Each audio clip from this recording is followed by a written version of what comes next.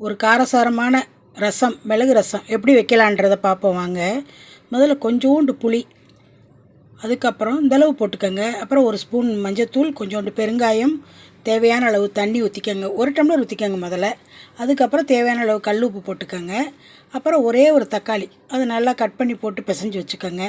அதுக்கப்புறம் மிளகு, சீரகம் இது ரெண்டையும் நல்லா ஜாரில் நல்லா நைஸாக அடித்து வச்சுக்கோங்க. ஓரளவுக்கு அடித்து வச்சுக்கோங்க. அதுக்கப்புறம் ஒரு 7 பல் பூண்டு, உரிக்கலாம் வேண்டாம், கழுவிக்கங்க. அப்புறம் கொத்தமல்லி கொஞ்சம், அப்புறம் ஒரு பச்சை மிளகா, கொஞ்சோண்டு கருவேப்பிலை, இதெல்லாம் போட்டுட்டு லைட்டாக அடித்து எடுத்து வச்சுக்கோங்க. 1-2 அடித்து எடுத்து வச்சுக்கோங்க. அதுக்கப்புறம் கடாய் அடுப்பில் வைங்க, எண்ணெய் ஊற்றுங்க, கடுகு உளுந்து போடுங்க, கருவேப்பிலை போடுங்க. அப்புறம் இந்த அரைச்சி வச்சுருக்கோம் இல்லையா, அதையும் போட்டு ஒரே ஒரு வரமிளகாவும் போட்டு வதக்கிடுங்க எண்ணெயிலேயே. அதுக்கப்புறம் இந்த தக்காளி பழம் இதெல்லாம் போட்டு நல்லா பிசைஞ்சு எடுத்துக்கிட்டு அந்த தண்ணியை அதில் ஊற்றிடுங்க.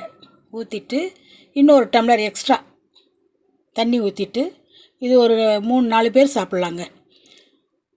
ஊற்றிட்டு நல்லா அது நுரக்கட்டி வரும்போது சுற்றி லைட்டாக கொதிக்கணும். நுரக்கட்டி வரும்போது நம்ம இன்னொரு பாத்திரத்துக்கு ட்ரான்ஸ்ஃபர் பண்ணி வச்சுக்கோங்க.